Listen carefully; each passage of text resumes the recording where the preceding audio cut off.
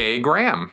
I understand that Sea Org members are clearing the planet by helping with auditing, etc., but I don't understand why Sea Org members never wonder who is doing the other work, such as making less crime in countries or helping underprivileged children to read, or all the work Miscavige claims Scientology is achieving each year. Didn't you ever wonder why you never met anyone in the Sea Org that said, yeah, I just got back from somewhere where I taught all the kids to read and the literacy rate is now 89%. Also, the Sea Org members that are sent to disaster zones to have a few pics taken and then leave, or more baffling is the person who arranges the trip and takes the phony pics not to see that something is wrong. Okay, Gay, thanks for the question, and let me point out a couple things to you that might help me understand why this could be going on. First off, a destructive cult is a mindset. It's a different mindset, okay?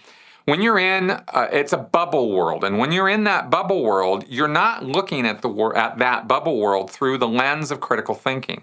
You're not being critical or wondering what's wrong about this picture. You're there to contribute to making the picture right. And if something's wrong, that's kind of a reflection on you and the other members around you that you're not making it go right. In fact, the motto of, what is it? The supreme test of a Thetan is his ability to make things go right. That's the Scientology maxim. So first off, I want you to kind of adopt that idea first, right? That's the mindset that every Scientologist and especially Sea Org member is in. Now, on top of that, there's another additional point of pressure, which is when you're in the Sea Org especially, and the people who get sent out to do the filming at disaster sites are Sea Org members. The people who support the people who deal with all the literacy programs in prisons or drug rehab or this or that or whatever the big PR thing that's going on. There's a person put forward there, but the people who are supporting them and getting them there are Sea Org members. And all of those people are only interested in one thing, and that is making Scientology look good.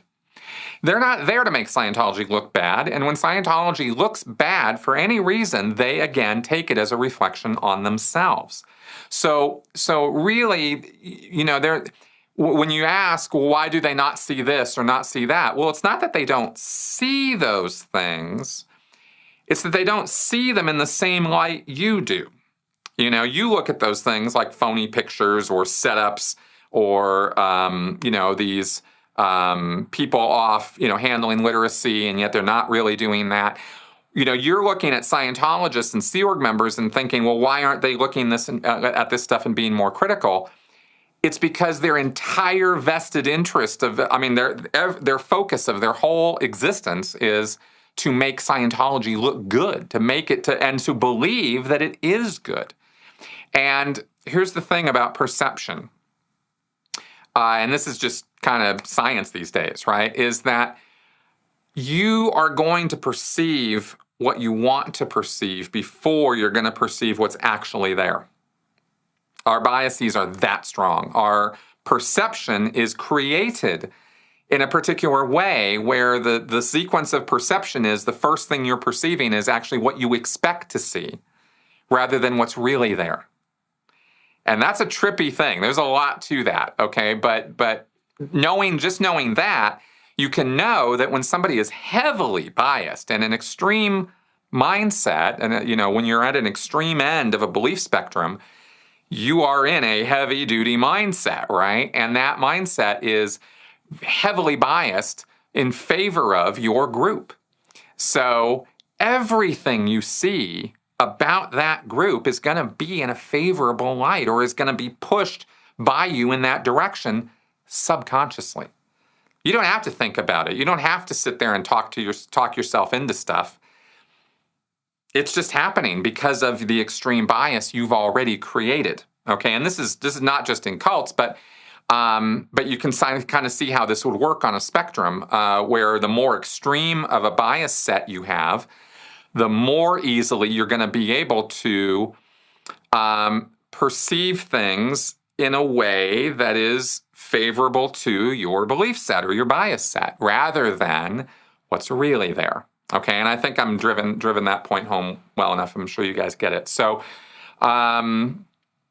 So then you asked also, by the way, you asked, how come nobody ever says, hey, I just came back from this area and we handled, literacy to 89%. I actually did talk to people who did that, right? Who did talk about that kind of thing.